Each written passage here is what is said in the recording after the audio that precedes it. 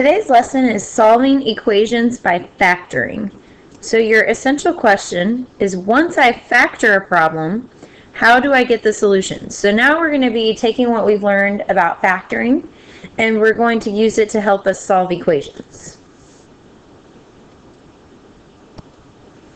So first, we have a quadratic equation, and if you guys remember, we had a discussion about this last time about what quadratic means.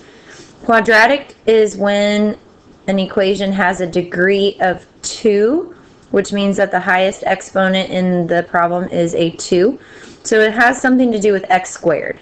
So any equation that looks like this, ax squared plus bx plus c, that is going to be a quadratic equation. And a, b, and c are all just different numbers. So a, b, and c will change, but you'll always have x squared in the equation. Now the zeros are the solutions of the equation when the equation is set equal to 0. So if I have x squared plus a number equals 0, then the answers that I get as my solutions, those are called the zeros of the equation. So now that we've done some background, let's go ahead and get into solving these equations. So let's say that we have x squared minus 5x minus 36 equals 0. So we're going to solve this equation by factoring because it has an x squared in it. So if we tried to get x by itself normally, we would have like an x squared on one side and an x on one side, and it would be really hard to solve. And so we're going to solve it by factoring. So if you remember from the previous lessons, we need to find numbers that multiply to be negative 36, and they have to add to be negative 5. So if we think of all these possibilities, we could do 1 times 36. We could do 2 times 18. We could do 3 times 12. We could do 4 times 9. So we know that they have to multiply to be a negative number. So what does that mean we know about our two numbers? One has to be positive and one has to be negative. So one of our numbers has to be positive and one of them has to be negative. And they have to add to be negative 5. So if we look at our list of possibilities, which ones could we make negative 5 with? And it would be 4 and 9. And which number would have to be negative so that they add to be negative 5? So the 9 would have to be negative. So what we did was we found factors of negative 36 that add to be negative 5, and we got negative 9 and positive 4. So what we do is we write our factors out. So we got negative 9 and positive 4, so we would write x minus 9 times x plus 4 equals 0. So the difference between what we've been doing and what we're doing now is we factored this side, and we have to figure out what can we plug in for x to make this equal 0. So if you think about it, if I'm multiplying two things together, two numbers, and the answer is 0, how is that possible? One of the numbers that I'm multiplying has to be 0, or both of them, but at least one of them has to be 0. So either x minus 9 has to equal 0, or x plus 4 has to equal 0. So what we're going to do now to get our answers is we're going to set both of these equal to 0. So if I solve for x, I would add 9 to both sides. So x equals 9. And for this one, if I subtract 4 from both sides, then x equals negative 4. So those are my two solutions, or my two answers.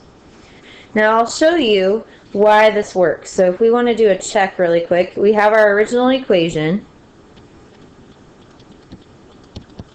x squared minus 5x minus 36 equals 0. So remember, if I go back down here, I got x equals 9 and x equals negative 4. So I'm going to plug one of those numbers in at a time and check to see if they actually work. So if I do 9 squared minus 5 times 9 minus 36 equals 0. 9 squared is 81. Negative 5 times 9 is negative 45. Minus 36 equals 0. So if I take 81 minus 45, I get 36. And then 36 minus 36 equals 0. So that works.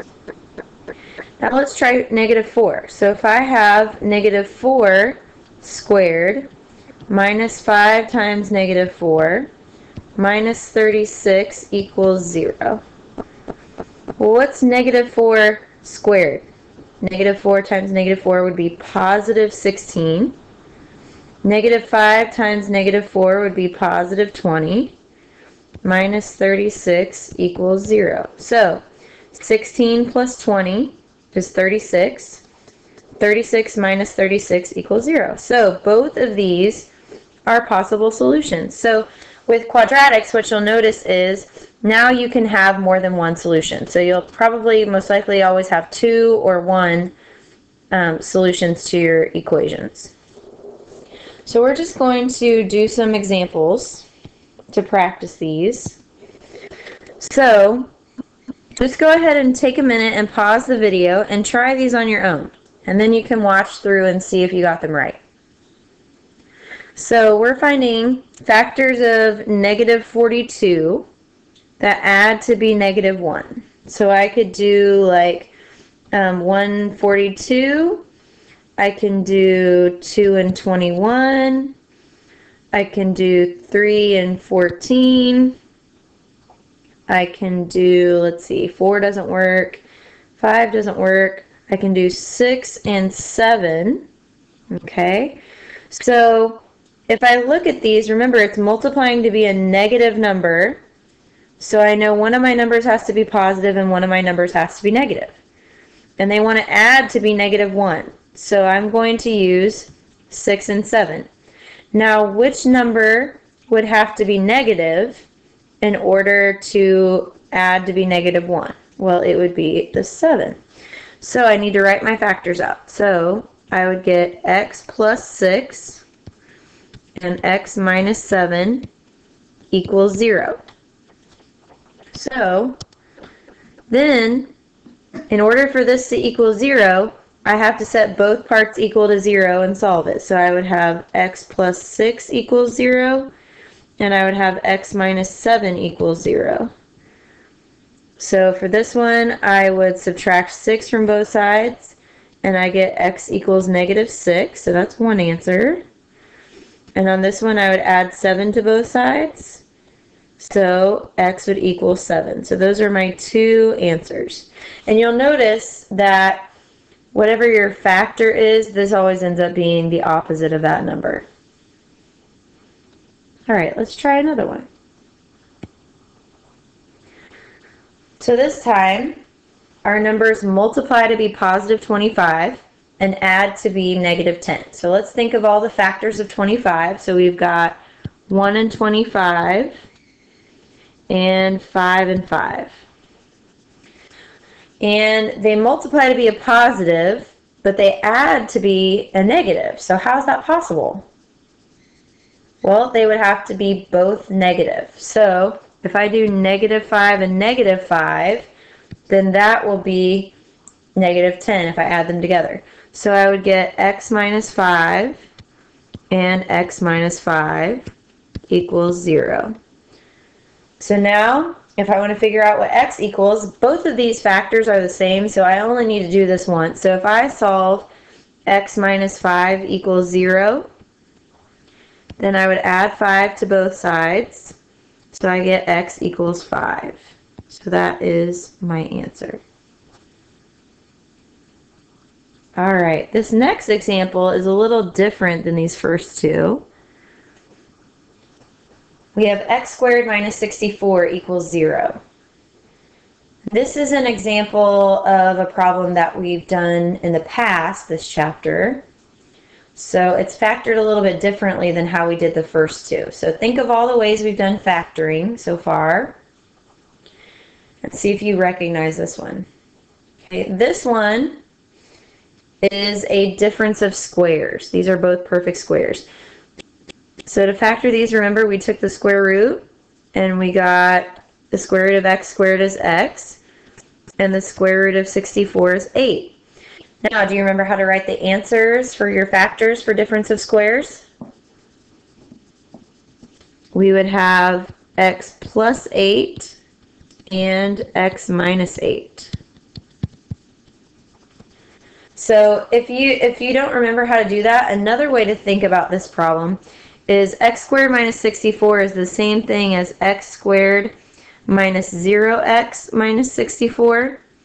Because remember, the middle part cancels out to make 0.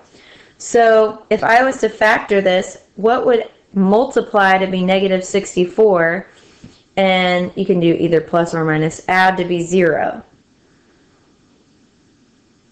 Well, it would be 8 and negative 8, because 8 times negative 8 is negative 64, and when I add them together, I get 0 in the middle. So that's why this works. So you can use the shortcut with the square roots, or you can think of it this way. And so then I would set both parts equal to 0 again. So I would subtract 8 from both sides, and x equals negative 8. And then I would add 8 to both sides for this one, and so x equals 8. So those are my two solutions. All right, I have one last example for you. So let's take a look at this one. This one only has two parts. It's not a difference of squares. We also did factoring by grouping, but that's only when it has 4 parts. So what other type of factoring did we do? It was the very first one that you guys learned. We did greatest common factor. So we need to find the greatest common factor of these two numbers. Oops, and I forgot to put it on here. This should be an x. So negative 3x squared was 10x, sorry. So if I factor this, then I would be able to divide both of these numbers by 10, and I'd also be able to take out an x. So I would, negative 30 divided by 10 is negative 3, and if I take x squared divided by x, I would have 1x left over. And then 10x divided by 10x would be 1, so it's going to be plus 1. Don't forget that plus 1 on the end. That's what everybody always forgets. Now, these are my two factors. They just look a little bit different because they're not binomials. Okay, this one is, but this one's not. So this one is like your first factor, and this one's like your second factor. So we're going to set both parts equal to 0 still.